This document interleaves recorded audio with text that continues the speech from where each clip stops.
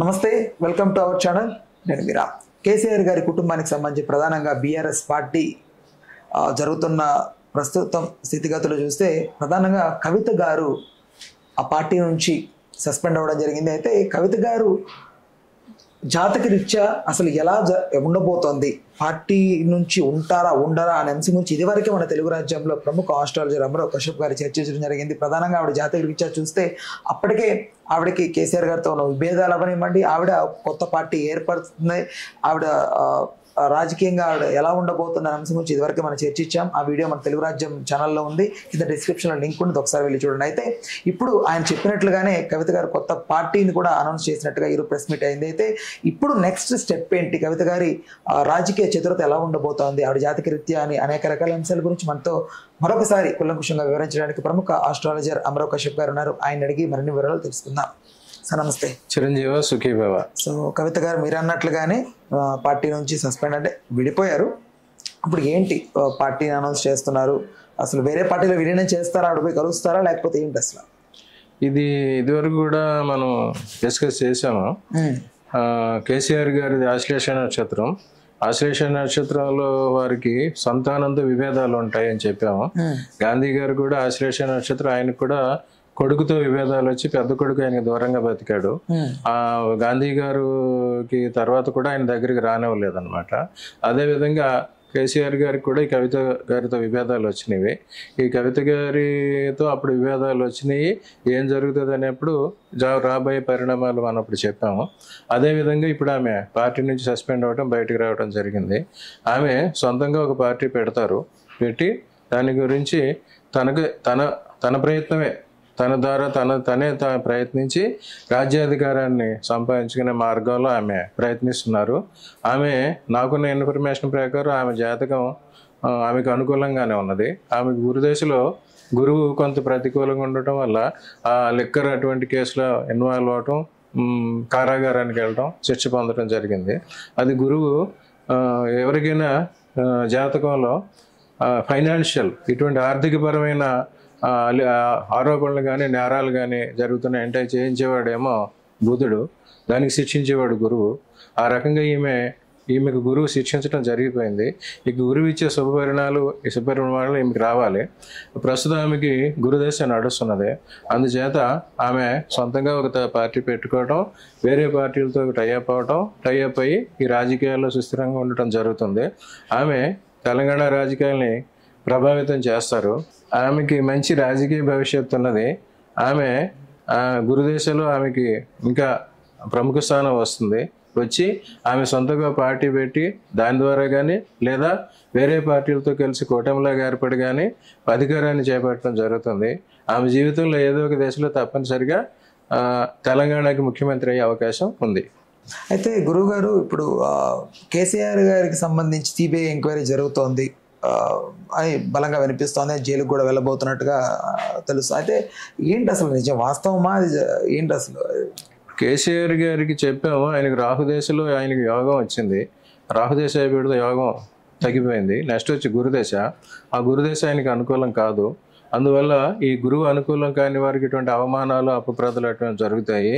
యాక్చువల్గా ఎవరన్నా కారాగారానికి వెళ్ళాలన్నా, శిక్షలు పొందాలన్నా గురువు శనిలే కారకులు అవుతారు. ఈయన విషయంలో గురువు ఆ రకమైన కారకుడు. కానీ ఈయనకి కారాగారానికి వెళ్ళే పరిస్థితి అంతగా రాదు. ఈ ఎంక్వైరీస్ అటువంటి జరిగి కొంతకాలం ఈయనకి వేధింపు జరుగుతుంది. ఎందుకంటే ఆయన జన్మజాతకం ప్రకారం గురువు అనుకూలం కాదు.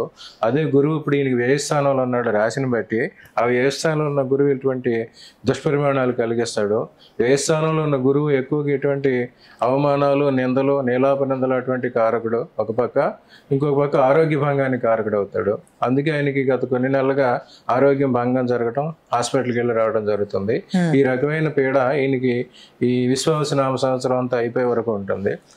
నెక్స్ట్ ఇయర్ వచ్చే సంవత్సరానికి ఆయన గురువు వచ్చేసరికి కర్కాటకంలోకి వస్తాడు. అప్పుడు వేరే పరిస్థితులు వస్తాయి. ఈ వ్యయంలో ఉన్న గురువు వల్ల ఇటువంటి పరిణామాలు జరుగుతున్నాయి. కానీ దీనివల్ల తీవ్ర పరిమాణాలు జరగటం కానీ, ఆయన అరెస్ట్కి దారితీసే సంఘటనలు కానీ జరిగే పరిస్థితి లేదు. రైట్. అయితే ఇప్పుడు కేటీఆర్ గారికి సంబంధించి కూడా ఫోన్ ట్యాపింగ్ విషయంలో కేసు ఫైల్ అయ్యి ఆయన జైలుకి వెళ్ళే అవకాశం ఉందని మాట్లాడుతున్నారు. అసలు కల్వకుంట్ల కుటుంబానికి ఏంటి దుష్పరిణామాలు? కేటీఆర్ గారు కూడా రాశి ప్రకారం ఆయన మకర రాశికి 6వ స్థానంలో గురు సంచారం నడుస్తుంది. 6వ స్థానం అంటే శత్రురోగ రుణస్థానం. అక్కడ ఇటువంటి గురువు ఉండటం వల్ల అతని మీద కూడా ఇలాంటి ఎలిగేషన్స్ రావడం జరిగింది. ఇవి ఆయనకి ఎక్కువ అపకీర్తి కలుగజేస్తాయి, కానీ అరెస్ట్ అయ్యే అవకాశాలు మాత్రం అంత లేవు. ఇప్పుడు ప్రస్తుతం వారి కుటుంబం మీద ఉన్న నెగిటివ్ ఈ ఫీలింగ్ వల్ల నెగిటివ్ ప్రభావం వల్ల జరుగుతుంది. ఇదే సమయంలో కేటీఆర్కి ఏళ్ళనాటి శని ప్రభావం కూడా ఉన్నది. మకర రాశికి మొన్నే తొలగి మళ్ళీ ఇప్పుడు శని మీనం నుంచి మళ్ళీ కుంభంలోకి వచ్చాడు, 12వ స్థానంలోకి, 2వ స్థానంలోకి. అందువల్ల మళ్ళీ ఇటువంటి పరిస్థితి వచ్చింది. కానీ దీనివల్ల ఆయనకి జైలుకి వెళ్ళడం కానీ శిక్ష పడటం కానీ అటువంటి పరిస్థితులు అయితే అంతగా లేవు. అయితే గురువుగారు ఇప్పుడు బీఆర్ఎస్ భవిష్యత్తు ఎలా ఉంది? 3 ముక్కలుగా చీలినట్టు తెలుస్తోంది. ప్రధానంగా మీరు దీని గురించి ఇదివరకు చర్చించారు కూడా. అయితే ఏంటి పరిస్థితి? బీఆర్ఎస్ పార్టీ అనేది చెప్పుకున్నాము. ఇప్పుడు బీఆర్ఎస్ పార్టీ కేవలం కేసీఆర్ గారి మీద ఆధారపడి ఏర్పడిన పార్టీ. ప్రాంతీయ పార్టీలు ఎప్పుడు కూడా బలమైన ప్రాంతీయ నాయకుల మీద ఆధారపడి ఉంటాయి. వాటి వల్లే మనుగడ సాగిస్తాయి. మనం చూస్తున్నాము తమిళనాడులో పార్టీలు ఎంజీఆర్, జయలలిత, అటువంటి డిఎంకే, కరుణానిధి వల్ల ఏర్పడినవి. అలాగే మన సౌత్ ఇండియాలో ఎక్కువగా ప్రాంతీయ పార్టీలు బలమైన నాయకుల మీదే ఆధారపడి మనుగడ సాగిస్తాయి. ఆ క్రమంలో కేసీఆర్ గారికి ఉన్న బలమైన నాయకత్వం మీద ఆ పార్టీ ఏర్పడింది. కానీ ఆయన తర్వాత దాన్ని బీఆర్ఎస్గా మార్చింది. నేషనల్ లెవెల్లో చేయాలని చూస్తే అది ఆయనకు అనుకూలంగా వ్యతిరేకమైంది. ఈ బీఆర్ఎస్ పార్టీ కూడా ఉన్న మహారాష్ట్రలో శివసేన లాగా 2-3 ముక్కలు అయ్యే అవకాశం ఉంటుందని ఇదివరకే చెప్పాము. ఆ రకంగానే ఇప్పుడు ఒక ముక్క బయటకు వచ్చింది. ఫ్యూచర్లో ఇంకో 2 ముక్కలు కూడా అయ్యే అవకాశం ఉంది. వీరు సెపరేట్గా ఒక్కొక్క పార్టీలాగా స్థాపించుకుని వేరే వేరే పార్టీలతో కలిసి కూటములుగా ఏర్పడి అధికారానికి రావడం జరుగుతుంది. రాబోయే కాలంలో తెలంగాణ రాజకీయాల్లో చాలా మంచి మార్పులు, ఎవరు ఊహించినటువంటి మార్పులు వస్తాయి. ఈ తెలంగాణలో ప్రస్తుతం ప్రజాదరణ పొందిన నాయకుల్లో ఈ బీఆర్ఎస్ పార్టీలో 3, ఈ యువతల రేవంత్ రెడ్డి ఉన్నారు. ఈ బీఆర్ఎస్ పార్టీలో ఉన్న కవిత, కేటీఆర్ అండ్ హరీష్, ఈ 4వ వ్యక్తి రేవంత్ రెడ్డి. ఈ 4 ముఖ్య పాత్ర వహిస్తారు. అందుకోసం రాబోయే కాలంలో తెలంగాణ రాజకీయాలు 4 స్తంభాల ఆటగా సాగుతాయి. ఇందులో ఎవరు ఊహించిన కాంబినేషన్స్ వచ్చి రకరకాల కొత్త కాంబినేషన్స్ కూడా రావటం, ఎవరు ఊహించిన ప్రభుత్వాలు ఏర్పడటం కూడా జరుగుతుంది. ఓకే గురుగారు, ధన్యవాదాలు. Thank you. సో చూసారు కదా మిత్రులారా, మీకు ఎవరికైనా కూడా కుటుంబ సమస్యలు ఏమైనా ఉంటే మీ జాతకరీత్యా చక్కటి పరిష్కారం ప్రముఖ ఆస్ట్రాలజర్ అమరావ్ కశ్యప్ గారిని అడిగి తెలుసుకోవచ్చు. కింద స్క్రోల్ అవుతున్న నెంబర్కి కాల్ చేయండి. హలో, తెలుగు రాజ్యం ఛానల్ చూస్తున్నారా? సామాజిక, రాజకీయ, జీవన చిత్రణే తెలుగు రాజ్యం. అతిశయోక్తులు, అసత్యాలు ఉండవు. రాజకీయ కోణం కాదు, ప్రజా కోణమే కొలబద్ద. తెలుగు రాజ్యం వీక్షణ మీ ఉత్తమ అభిరుచికి నిదర్శనం.